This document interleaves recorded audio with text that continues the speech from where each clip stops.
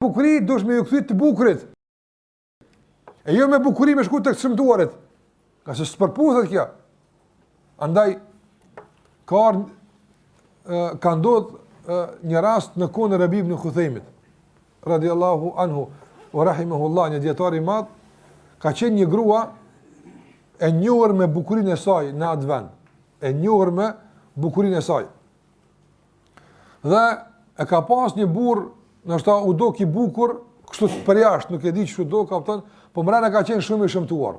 Njëri që thot popullin dejoz, s'ka pikë xhelozie për gruan e vet, apo e ka mahnit veç bukuria e saj. Kryesoja shoqë që e kam qita, sa më rëndësi pastaj për tjerat, apo sikur ka njerëz, nuk e shikon moral, nuk shikon gjëra të tjera, shikon në aspektin e jashtëm, apo.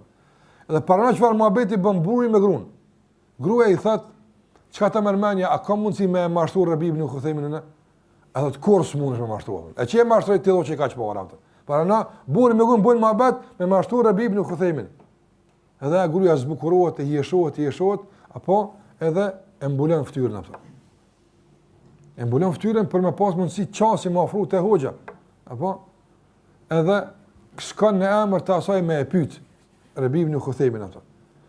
Edhe pas se afrohet dhe me pyet shehin në rruga, xhamia, ku do qoftë.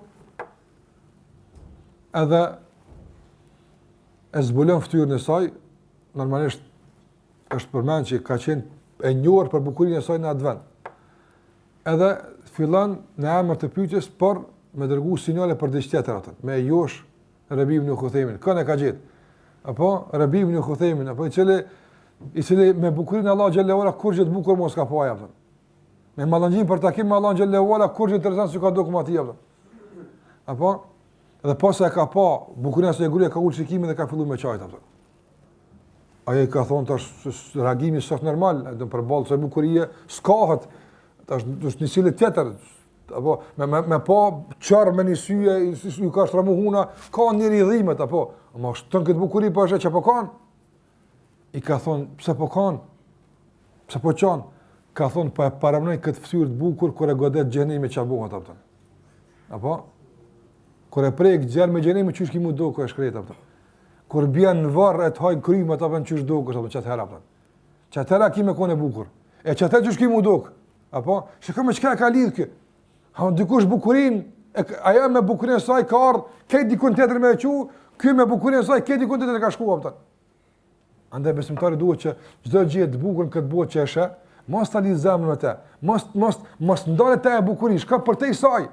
Shka për te saj. Që të lidh me Allahun xhallahu ala apo. Qase kush e ka këtë bukuri? Allahu te barekuta. Wallahi ka mundsi më amor me herë apo. Andaj mos i pëlqen askujt vetja vet. E mos të hin hoj kërkut vetja vet për pamën që e ka. Qase mjafton, wallahi mjafton një vitamin ilkurës me mungu apo edhe me të hungur fytyrën komplet apo. Mjafton një mikrob i caktuar, veç që ti nuk e sheh, ndoshta as medicina s'ka mundësi me detektu. Mjafton një edhe me të bëjë që njerëz më dashur ose pas mundësi më ofro afër te jap. Nga kundërmimi i erës së rënd që mund të shkakton smundje apo. A nuk e mendojnë njerëzit këtë? Kush ta ka jap këtë bukuri? Allahu xhallahu ala. Pa i ta merr, mos e keq përdor. Prandaj bukuria që Allah ja ka jap njerëzve, duhet që ti bën ata Allahun ta falënderojnë, ati ti përulen dhe ta dinë se me këtë bukuri duhet t'i afrojnë ati që va ka dhenë.